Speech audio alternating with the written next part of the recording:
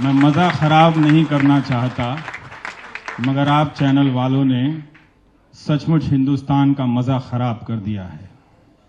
जो भाषा है और जिस तरह से काम चल रहा है पिछले 5 साल में, आज न कल कोई 10 साल बाद जब YouTube के तहखाने में जाकर ढूंढेगा कि ये लोग क्या कर रहे थे, तब पता चलेगा कि कोई NDTV भी था जो भीड़ नहीं बन रहा था।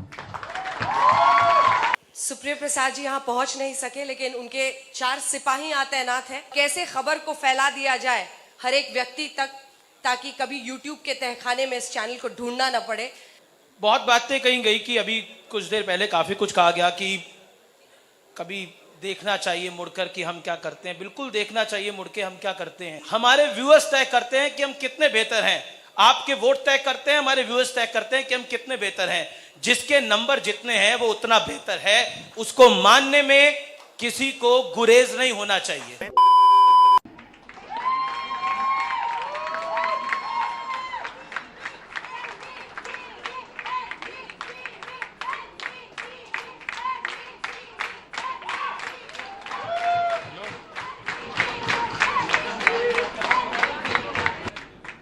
धन्यवाद अनुराग जी, धन्यवाद सत्यार्थी जी। मुझे नज़र मिलाकर बात करने की आदत है, मगर उस तरफ अंधेरा है। इनाम तो सबको मिला है, क्योंकि जज साहिबान के सामने वही भेजा गया जो सबसे अच्छा था, वो नहीं भेजा गया जो सबसे अच्छा नहीं था। बहुत इनाम मिले हैं, मगर जब भी अभी भी किसी पुरस्कार को छूता हूं तो हाथ कांप जाता है। एक बार अंतरात्मा पूछती है कि सचमुच इसके हकदार हो। यही सवाल आप सब अपने अपने चैनलों से पूछिएगा, जिनके पर्दे पे 4 दिनों से उन्माद की भाषा बोली जा रही है राष्ट्रवाद के नाम पर। तालियां बजाना बहुत आसान है और तालियां पाना बहुत आसान है। लोग हम सब भावनाओं में बह जाते हैं, मगर इस पेशे का उसूल यही है कि ना तो खुद भावनाओं में बहें और ना ही किसी को उकसाएं। आप सब जब यहां से जाएंगे तो अपने अपने ट्वीट को पढ़िएगा।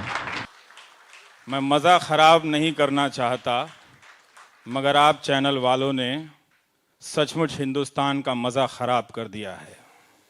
जो भाषा है और जिस तरह से काम चल रहा है पिछले 5 साल में, आज न कल कोई 10 साल बाद जब YouTube के तहखाने में जाकर ढूंढेगा कि ये लोग क्या कर रहे थे, तब पता चलेगा कि कोई NDTV भी था जो भीड़ नहीं बन रहा था।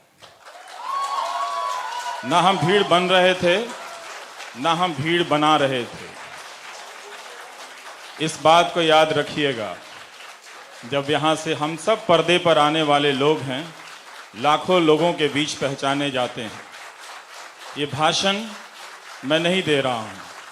आपके आने से पहले भी यहाँ यही बात मैं कह के गया कि आज टीवी का पर्दा जो है वो बहुत तरह की चुनौतियों से गुजर रहा है।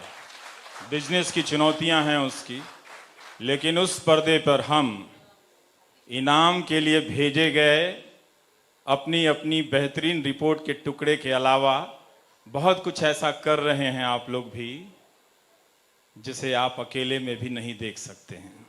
आप जूरी का बहुत बहुत शुक्रिया। हम आपके उस ईमान और ज़मीर का कद्र करते हैं कि आपने हमें चुनते वक्त ये सोचा तो होगा कि बहुत बुझाने की कोशिश की गई, मगर ये दिया जगमगाता रहा। बहुत बहुत शुक्रिया। सुप्रिया प्रसाद जी यहाँ पहुंच नहीं सके, लेकिन उनके 4 सिपाही यहाँ तैनात हैं।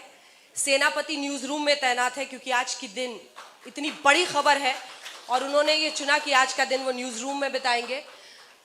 वो आज तक की सोच है, उसकी रफ्तार है, उसकी तेजी है, उसकी आत्मा है, उसकी फॉरवर्ड प्लानिंग है, और कैसे खबर को फैला दिया जाए हर एक व्यक्ति तक, ताकि कभी YouTube के तहखाने में इस चैनल को ढूंढना न पड़े। इसलिए आज तक के संपादक इस वक्त न्यूज रूम में मौजूद हैं, उनके सिपाही आपके सामने हैं। धन्यवाद। बहुत बातें कही गई कि अभी कुछ देर पहले काफी कुछ कहा गया कि कभी देखना चाहिए मुड़कर कि हम क्या करते हैं, बिल्कुल देखना चाहिए मुड़ के हम क्या करते हैं।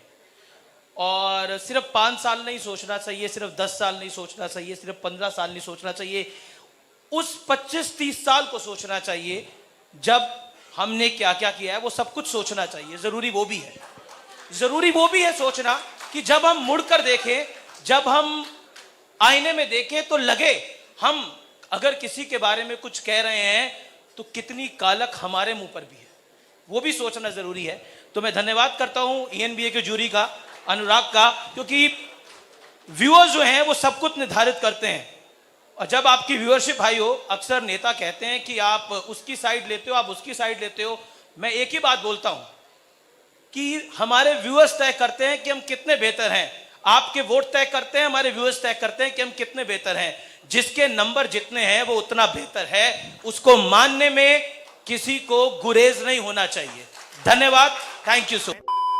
कि मेरे दफ्तर के सामने आप बोर्ड लगा दें कि रवीश का टाइम खत्म हो गया। रवीश का टाइम खत्म नहीं हो सकता है। आपको हजारों इनाम मिल जाएंगे, आपकी TRP 100वें माले पे चढ़ जाएगी, तब भी कोई रवीश की जरूरत रहेगी। पत्रकारिता में आम आदमी कोई रवीश जैसा ही ढूंढेगा। देखिए, हम मीडिया हैं और हमारा काम है जो कमजोर है उसके साथ खड़ा होना।